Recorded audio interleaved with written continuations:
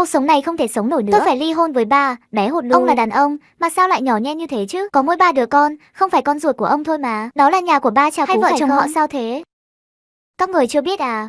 Lần khám sức khỏe cộng đồng này phát hiện ra 3 đứa con trai nhà bà Trà Cú đều không phải con ruột của hắn. Không thể nào, con lớn nhà hắn 16 tuổi, con thứ hai 23 tuổi, kể cả thằng út cũng 10 tuổi rồi. 3 đứa đều không phải con ruột sao? Tất cả đều không phải. Nuôi con người ta 10 mấy năm trời. Chỉ nghe nói 3 đứa con, mỗi đứa một khác, chứ chưa từng nghe nói con trai mình có 3 bồ đâu. Ba Trà Cú cũng tội nghiệp, ngày đêm chạy xe tải kiếm tiền. Kết cục lại là như vậy. Vợ hắn, bé hột lu nhìn cũng không giống người lăng nhăng. Sao lại thế được, biết người biết mặt không biết lòng. Thấy chuyện này ồn ào quá, đài truyền hình cũng đến rồi. Đi đi đi, chúng ta cũng đi xem náo nhiệt nào. Ông bà vừa nói xong, thì xuất hiện một chiếc xe, là chiếc xe phỏng vấn trực tuyến. Liên lạc được với Gắc chưa? Sự việc lần này nóng lắm. Hãy bảo hắn mau đến giúp đỡ. Điện thoại không gọi được, nhưng tôi để lại tin nhắn cho hắn rồi. Nơi hắn ở cách đây rất gần. Tôi nghĩ hắn nhìn thấy sẽ lập tức đến thôi. Đây là một khu chung cư cũ chưa bị giải tỏa. Ngay cả thang máy cũng không có. Phải dựa vào 2 chân để leo lên, dẫn đến việc ống kính rất khó giữ ổn định. Hình ảnh phát sóng lung lay, nhưng điều đó không ảnh hưởng gì đến việc cư dân mạng trực tuyến. Tôi đi lần này phát sóng trực tiếp hoành tráng quá. 3 đứa con đều không phải con ruột. Kiếp trước ông chồng Phạm phải lật trời à? Có lẽ bị đày xuống trần đời. Nay muốn cuộc sống qua được, trên đầu phải có chút xanh. Đây chỉ là một chút xanh thôi. Trực tiếp thành người khổng lồ xanh luôn rồi. Người đàn ông thảm nhất năm 2024 đây rồi. Đồng thời, các đang ngủ chưa? Cũng bị một loạt tin nhắn chết người gọi dậy. Ai thế? Sáng sớm đã gọi hồn rồi. Hắn bất mãn cầm điện thoại lên, muốn xem là thằng nào mất dạy thế. Xem xong tin nhắn, cả người Gắc thay đổi sắc mặt. Ôi có việc rồi. Lên thành phố được 3 ngày rồi. Cuối cùng cũng có việc để làm. Ngay sau đó, Gắc trên đường đến hiện trường, cũng tranh thủ xem bảng điều khiển hệ thống. Giá trị ảnh hưởng quan trọng hiện tại chỉ có một chút ít. Con đường trở thành người chiến thắng trong cuộc sống rất dài và gian khổ. Rất nhanh đã đến vị trí được chỉ định, chưa đến gần đã nghe tiếng khóc ồn ào từ bên trong. Ba Trà Cú, tôi vất vả phục vụ ông 10 mấy năm trời. Bây giờ lại muốn ly hôn với tôi, mối quan hệ huyết thống quan trọng đến vậy sao? Ông nuôi chúng 10 mấy năm, chẳng lẽ không có chút tình cảm nào sao? Chuyện này cũng không thể chỉ trách một mình tôi. Ông cũng nên nghĩ đến, mỗi lần ông lái xe là 10 ngày nửa tháng. Tôi là phụ nữ, tôi cũng cô đơn, tôi cũng có nhu cầu. Ông không thể tha thứ cho tôi một lần sao? Các mới phát hiện ra, bên trong đã chen chúc đầy người. Có cảnh sát mặc đồng phục, có bà cụ khu phố đeo băng đỏ, còn có vài người hàng xóm đi xem náo nhiệt. Các đi vào, Han nhỏ giọng dặn dò. Đây là một vụ việc thu hút sự chú ý của xã hội. Lãnh đạo dặn dò, thuyết phục hòa giải, đừng khuyên ly hôn. Hiểu chưa? Mũ xanh sắp che hết cả chân rồi còn khuyên hòa giải. Người hiền lành có tội gì? Tuy trong lòng nghĩ vậy, nhưng Han đã nói như vậy. Gắc vẫn gật đầu ngoan ngoãn. Chuyện của ba Trà Cú thản nhiên khó chấp nhận, nhưng anh cũng nên nghĩ về mặt tích cực. Anh nhìn những đứa trẻ được nhận nuôi, chẳng phải cũng không có quan hệ huyết thống sao? Họ vẫn sống rất hòa thuận. Anh còn hơn họ nhiều. Nhưng đứa trẻ anh nuôi lớn chính là con anh. Đúng, dù không có quan hệ huyết thống, nhưng con cái vẫn gọi anh là bố mà. Sao có vậy thôi chứ? Một câu một điểm, vậy thì trò quay thường đến khi nào? Thấy có người lên tiếng, bà cội trong khu phố cũng tham gia vào khuyên nhủ. Ba Trà Cú, anh cũng đã 40 mấy tuổi rồi, thật sự là nhất thời nóng này. Ly hôn rồi, muốn tìm lại cũng khó. Sinh thêm con cái lại càng khó hơn. Nghe lời tôi khuyên, sinh ra không bằng nuôi lớn. Cho dù con cái không phải con ruột của anh, sau này cũng sẽ hiếu thuận với anh, đợi chúng lớn lên lập gia đình. Anh còn sợ không có cuộc sống tốt đẹp sao? Bà cụ họ vừa dứt lời, cảnh sát phụ trách hòa giải tranh chấp cũng nói.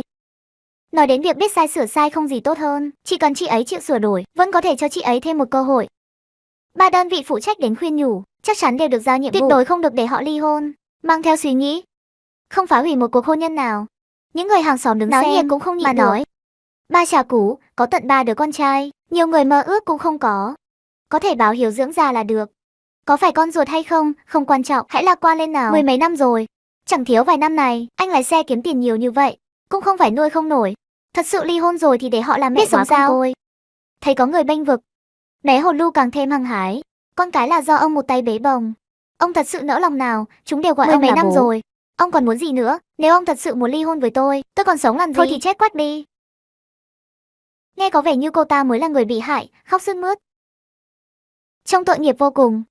Còn tôi mà nhìn thấy cảnh này, cũng rơi vào tình thế tiến thoái lưỡng nan. Người phụ nữ này dù sao cũng ở bên tôi 10 mấy năm, không có công lao cũng có khổ lao. Chẳng lẽ thật sự vì 3 đứa không phải con ruột của tôi mà nhận tâm ly hôn? Vậy tôi có quá nhỏ nhen không? Hay là cho cô ta thêm một cơ hội? Nhìn thấy cảnh này, những người khác phụ trách hòa giải không nhịn được mà cười thầm, cho rằng chuyện này vẫn có thể cứu vãn. Nhưng những cư dân mạng trong phòng phát sóng lại không nghĩ vậy. Họ xem chuyện kết hôn, ly hôn rất bình thường, không đồng tình với suy nghĩ của thế hệ trước. Những người hòa giải này nghĩ gì thế? Chỉ có thế mà còn khuyên hòa giải, thôi đi, ai lại muốn mọc sừng trên đầu. Làm kẻ tiếc nuối còn chưa đủ, còn phải làm kẻ ngốc nuôi con người ta nữa. Chịu không nổi, đây là dẫm đạp lên phẩm giá của đàn ông. Không chỉ có phụ nữ sợ kết hôn, xem xong cái này, tôi sợ sau này cũng cưới phải loại này. Câu nào cũng vì phụ nữ mà nghĩ, chẳng lẽ không ai vì người đàn ông này mà suy nghĩ sao? Cuộc sống vốn đã bế tắc, bây giờ còn phải xem cái thứ này tìm phiền toái. Không xem nữa. Han luôn chú ý đến nội dung bình luận, thấy cư dân mạng tức giận như vậy, không khỏi hoảng hốt trong lòng.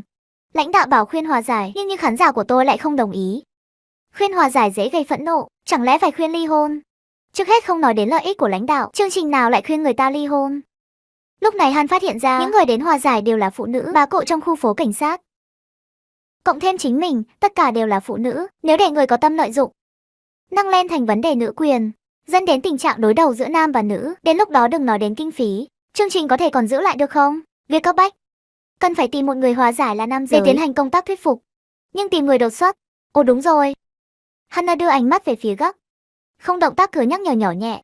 Gắc, cậu giúp khuyên nhủ vài câu đi. Gắc đang trong lòng oán trách hệ thống keo kiệt. Hồi phục tinh thần, công việc trước tiên. Chuyện ảnh hưởng thì từ từ nghĩ.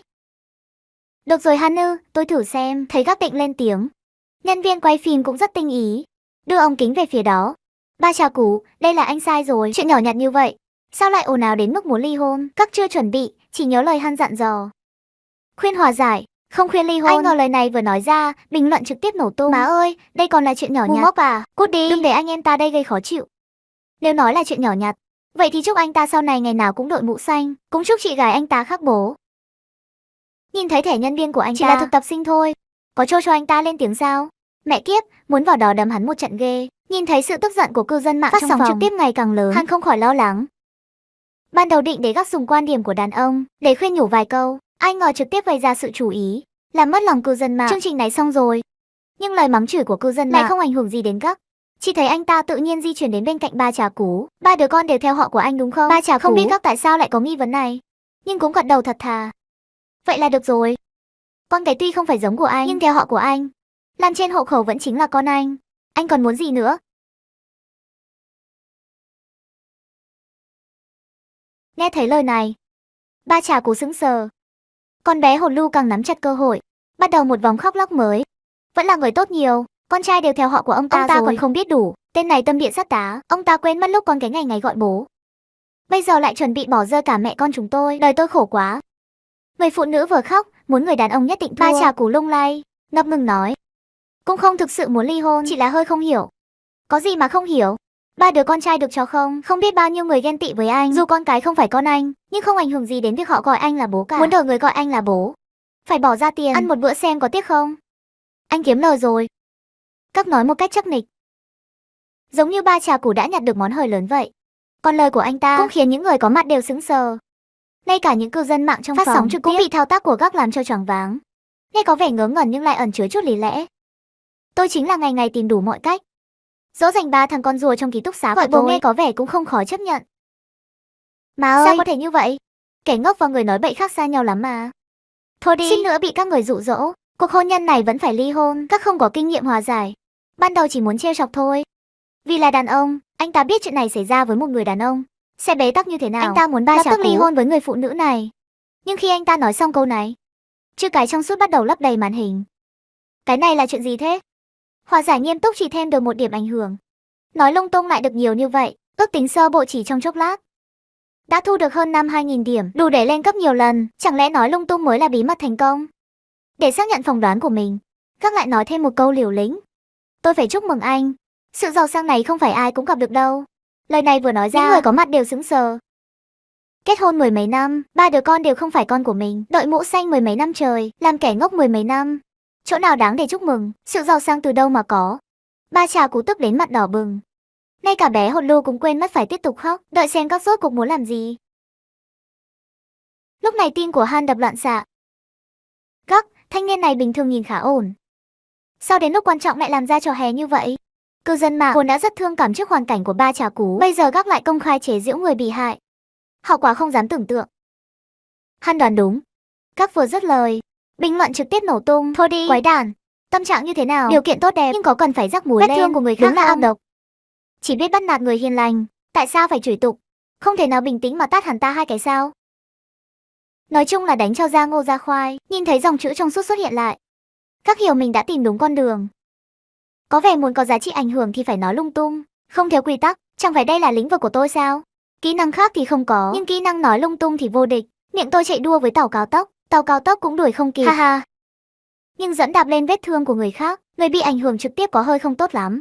Nhìn thấy ba trà củ sắp bùng nổ. Anh trai, chúng ta là đàn ông phải rộng lượng, tha thứ cho chị dâu một lần đi. Nếu hai người thật sự ly hôn, ngay cả cơm nóng anh cũng không có mà ăn. Hãy nghĩ đến việc chị ấy sẽ đáng thương như thế nào. Ba trà củ vốn đã mềm lòng, không muốn thật sự ly hôn. Bây giờ nghe Gắc nói những lời này nghe có vẻ hợp lý, giận dữ giảm bớt rất nhiều. Con bé hột lu khi nghe Tiểu Cường nhắc đến việc nấu cơm, lại tìm được điểm để phát huy. Đúng vậy, ngày mồng 3 bữa chăm sóc ông chu đáo. Nửa đêm ông về còn nấu mì cho ông ăn. Vợ như tôi ông đi đâu tìm. Nghe đến đây không nhịn được, nhìn về phía bàn ăn bên cạnh. Nhưng món ăn thừa trên bàn đen xì, không hề liên quan đến ăn ngon uống ngon. Nhưng Gắc cũng không vạch trần, ngược lại còn tiếp lời của cô ta. Đúng rồi, ly hôn rồi sẽ không ai nấu cơm cho anh đâu. Vậy anh chỉ có thể ăn đồ giao hàng. Hôm nay ăn nướng, ngày mai lại đổi sang tôm hùm, mỗi bữa một món khác. Hỏi anh có thấy khổ không? Lời này vừa nói ra, những người có mặt không khỏi nhìn nhau. Hoa giải này có phải là đang gây hấn không? Còn ba trà cú sau khi nghe xong những bất lợi của việc đó, có thể nhìn thấy rõ ràng anh ta nuốt nước bọt. Điều này khiến bé hột lu, người nghĩ mình đang chiếm ưu thế, trực tiếp sững sờ. Dù sao mỗi bữa cũng ăn ngon, ai mà thấy khổ. Thấy ba trà cú có chút lung lay, Các tiếp tục khuyên nhủ. Anh trai, thật sự không thể ly hôn, là người cô độc thật sự khó khăn. Anh lái xe tải mỗi tháng cũng kiếm được vài vạn. Nếu vợ con không còn tiền này, ai giúp anh tiêu? Anh tự mình căn bản tiêu không hết. Tiêu tiền là chuyện nhỏ, chủ yếu là một người cô đơn. Cô đơn thì chán thì chỉ có thể đi tắm hơi, đi quán bar, đi tò te tú tí, đi câu cá. Nhưng thứ này đều là chủ yếu. Anh trai, anh có nghĩ đến không có vợ, nhu cầu cá nhân của anh giải quyết thế nào? Đàn ông không thể nhịn. Lúc đó anh chỉ có thể tìm phụ nữ ngoài 30, hoặc những cô gái ở độ tuổi 20, 18, 19 khó chọn tuổi, đúng không? Các nói không ngừng nghỉ, giọng điệu thật là tha thiết. Sợ ba trà cú trong lúc nóng này mà đưa ra quyết định sai lầm, nhưng những gì anh ta nói lại khiến những người có mặt há hốc mồm. Tất cả đều nhìn Gắc với vẻ khó tin. Thanh niên này thật sự là đến hòa giải tranh chấp sao? Hiện trường im lặng, ngược lại là bình luận trong phòng phát sóng trực tiếp sôi sục. Thôi đi, chắc chắn đây là đang khuyên hòa giải. Nghe đến tôi cũng muốn ly hôn. Phải, chẳng phải đây chính là cuộc sống lý tưởng của tôi sao? Có tiền tự tiêu, muốn làm gì thì làm. Chiêu thức giới thiệu ngược này, tôi kêu lên thật là giỏi. Không nói đến những thứ khác, ly hôn rồi tìm cô gái 18 này tuổi có sức hấp dẫn. Không hiểu thì hỏi, đàn ông tại sao đều thích cô gái 18 tuổi? Vì nhỏ hơn nữa thì phạm pháp.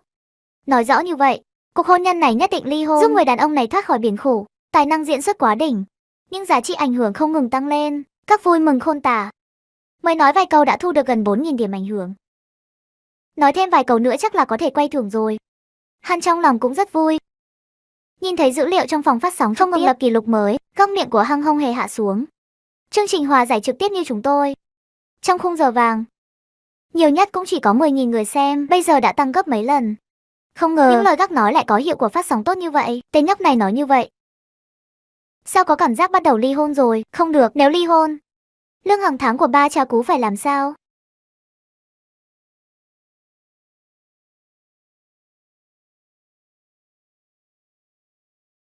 Nhìn thấy cảnh này, bà cụ trong khu phố đột nhiên có chút mềm lòng. Ba trà cú là người hiền lành, cuộc sống bên ngoài phù phiếm không phù hợp với anh. Có vợ con mới là một gia đình trọn vẹn. Bà cụ vừa dứt lời, một bà cô béo cũng lên tiếng. Ba trà cảnh cáo anh đấy, anh đã gần 40 tuổi rồi, không thể nào đi suy nghĩ những thứ linh tinh nữa. Gia đình là quan trọng nhất, anh là đàn ông thì hãy gánh vác trách nhiệm của mình. Đừng hưởng phúc mà không biết ơn. Thái độ mạnh mẽ của bà cô béo làm cho bé hột lu cảm thấy có người chống lưng.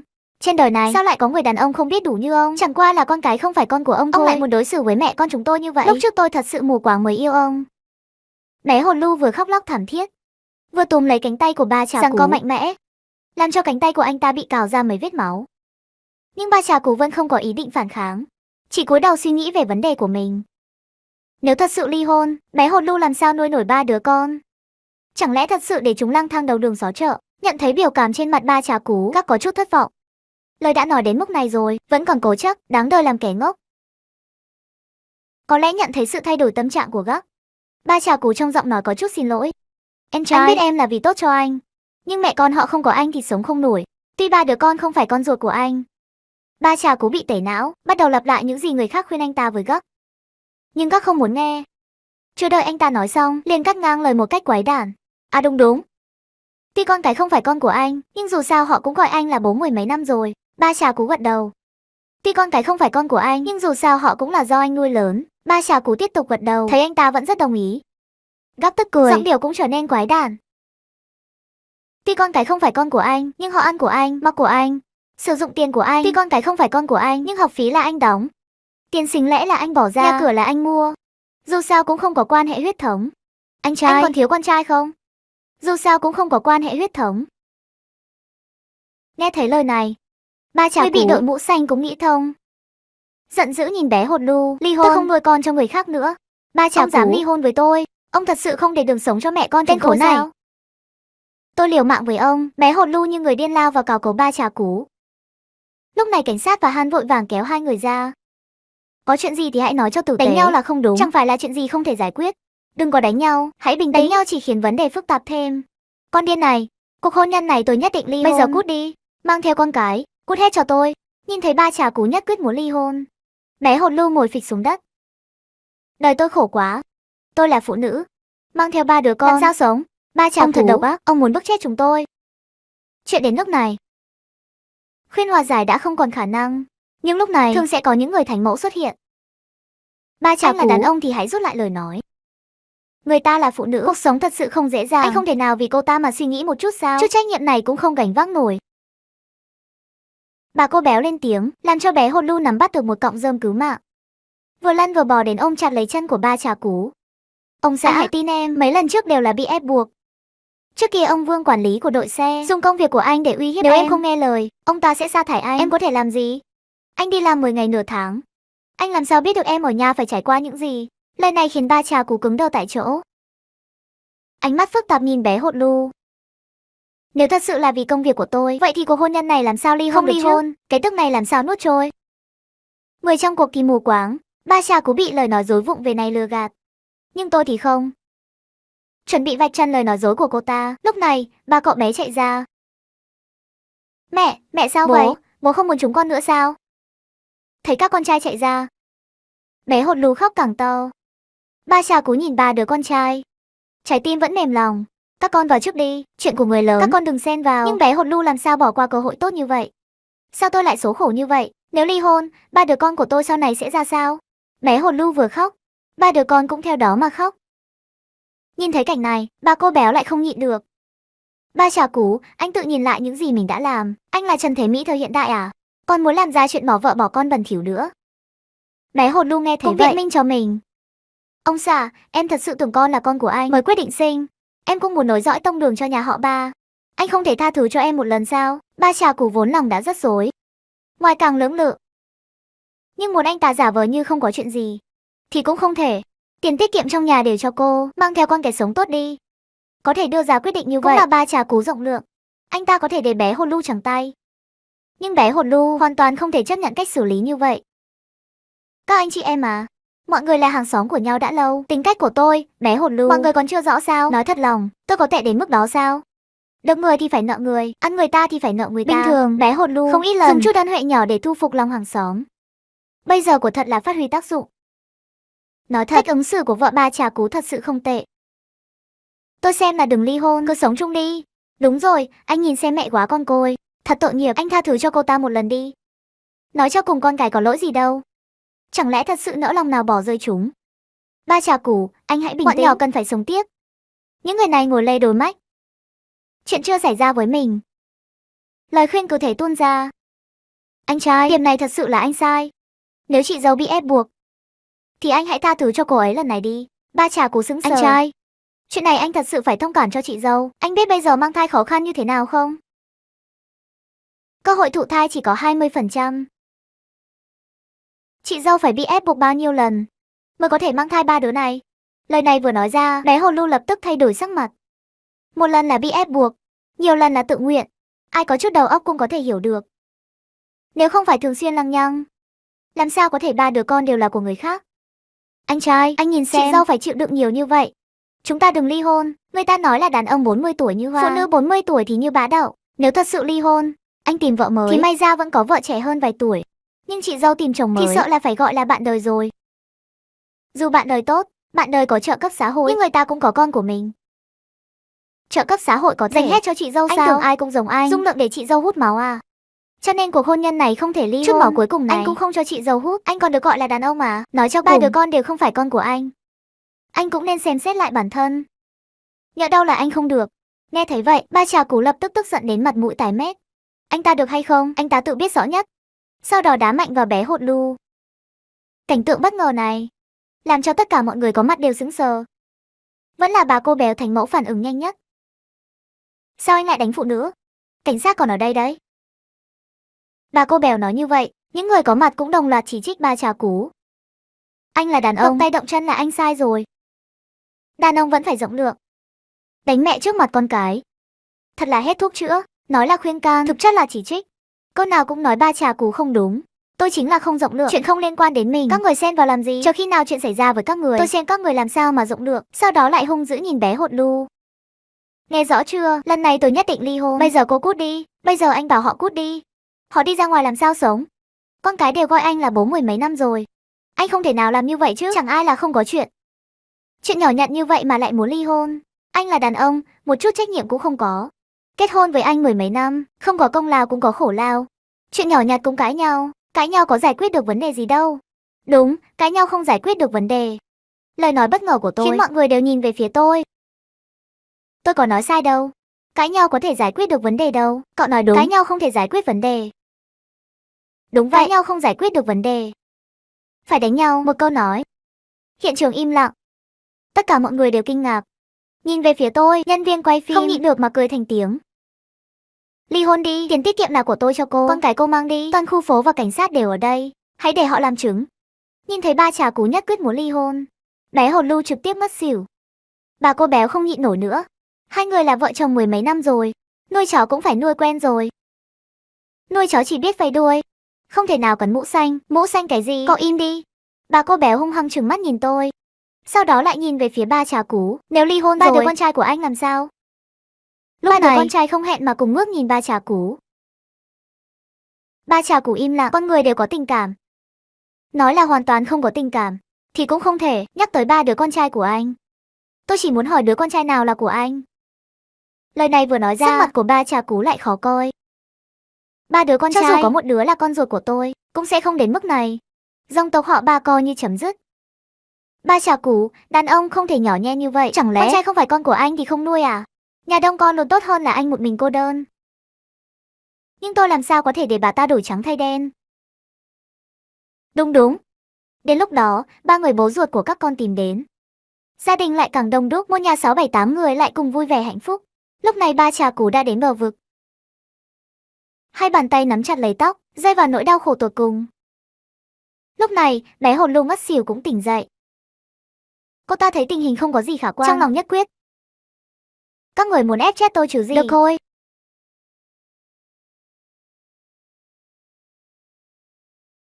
Nói rồi cô ta ôm đứa con nhỏ nhất đi tới. Tôi liền đứng ra chắn lại. Một bà cô nói, này này, có chuyện gì từ từ nói. Cô kéo con ghé đi làm gì? Nhìn cô bình thường đối nhân xử thế cũng tốt, không ngờ độc ác như vậy. Con nói là bảo ba Trà Cú tha thứ cho cô, thật sự là khuyên hòa giải rồi. Thì mới gọi là hại người. Cô còn dám đưa con cùng đi gặp các cụ, thật sự là đồ lòng lang dạ thú. Ly hôn đi, mau ly hôn. Loại phụ nữ này không cần cũng được. Tôi mang con cái của mình đi nhảy lầu, liên quan gì đến các người? Tôi là mẹ nó, tôi có thể sinh nó, cũng có thể kết thúc nó. Chuyện đến nước này, tôi nghĩ là nên kết thúc. Chuyện đã đến nước này, mọi người còn thấy cần phải hòa giải nữa không? Thấy không ai lên tiếng, tôi liền lấy giấy bút bắt đầu soạn thảo hợp đồng ly hôn. Ba Trà Cú, anh có yêu cầu gì? Chỉ có một yêu cầu, ly hôn ngay lập tức, chị đồng ý không? Ly hôn thì phải bồi thường cho tôi khoản tiền tổn thất thanh xuân, không được thiếu một đồng nào. Còn căn nhà này phải chuyển giao cho tôi là phụ nữ, không có nhà thì không được. Ba Trà Cú thấy tôi nghiêm túc ghi lại yêu cầu của bé hột lu, không khỏi có chút tức giận. Không được, căn nhà này là tài sản duy nhất mà bố mẹ để lại cho tôi. Đừng lo, cứ yêu cầu đi, cũng đâu nhất thiết phải đáp ứng. Lời này vừa nói ra, sắc mặt của bé hột lu lập tức trở nên u ám. Anh đang chọc tôi à? Tôi nói cho anh biết, tôi không dễ bị lừa đâu. Không dám, ai dám lừa chị chứ? Chỉ là những điều kiện mà chị đưa ra không đáng. Cuộc đời có mấy lần 10 năm. Bây giờ muốn ly hôn, những gì đã bỏ ra trong những năm qua nên tính toán lại. Bé hột lu cười tè tét. Tưởng tôi đang bênh vực cô ấy. Còn một vấn đề quan trọng. Con cái thuộc về ai? Theo lý, ba đứa con đều không phải con ruột của ba Trà Cú, tất nhiên là thuộc về bé Hột Lu. Tôi không muốn, tôi là phụ nữ, làm sao nuôi nổi ba đứa con. Bà cô béo đứng bên cạnh không nhịn được nữa. Cô không muốn thì ai muốn, con cái đâu phải của anh ta. Sao cô còn muốn ba Trà Cú tiếp tục nuôi? Cô là phụ nữ, còn biết liêm sỉ không? Sức chiến đấu của bà cô béo không phải dạng vừa. Vài câu nói khiến bé Hột Lu im lặng không nói nên lời. Con cái tôi muốn, lời này vừa nói ra, mọi người đều sững sờ. Người đàn ông này thật là ngu ngốc, đều không phải con của anh ta mà cũng muốn làm kẻ ngốc. Đúng là ngốc, được ba đứa con thuộc về anh ba Trà Cú. Tiếp theo, tôi ghi điều này vào hợp đồng ly hôn. Bé Hột Lu thì âm thầm vui mừng trong lòng. Nói về vấn đề bồi thường đi. Câu trả lời đã có. Phía anh ba Trà Cú cũng yêu cầu bồi thường 1 triệu yêu cầu. Không phải chứ, ý anh là gì? Sao tôi còn phải bồi thường tiền cho anh ta? Chị ơi, ai nói chỉ có phụ nữ mới có tiền tổn thất thanh xuân? Chẳng lẽ anh còn muốn tôi bồi thường tiền cho anh ta? Hãy tự tin lên, bỏ chứ muốn đi. Tôi chính là muốn chị bồi thường tiền cho anh ấy. Hơn nữa, con cái thuộc về anh ấy, nên tiền nuôi dưỡng chị vẫn phải trả. Xin hỏi là trả bằng tiền mặt hay chuyển khoản? Tôi phục vụ anh ta 10 mấy năm trời. Sao tôi lại phải bồi thường tiền cho anh ta? Muốn tiền thì không muốn có, mạng thì có một mạng. Chính là vì chị là người có lỗi. Trong cuộc hôn nhân này, chị không chỉ phải trắng tay, mà còn phải bồi thường mọi tổn thất cho anh ba Trà Cú. Tiền nuôi dưỡng con cái cũng không thể thiếu một đồng. Đừng có nói với tôi trò muốn chết muốn sống đó. Không muốn hòa giải thì ra tòa gặp nhau. Tôi lại tiếp tục ghi. Bé Hột Lu muốn lao tới ngăn cản, nhưng bị bà cô béo kéo lại. Cô đừng động, làm gì thì phải chịu của báo.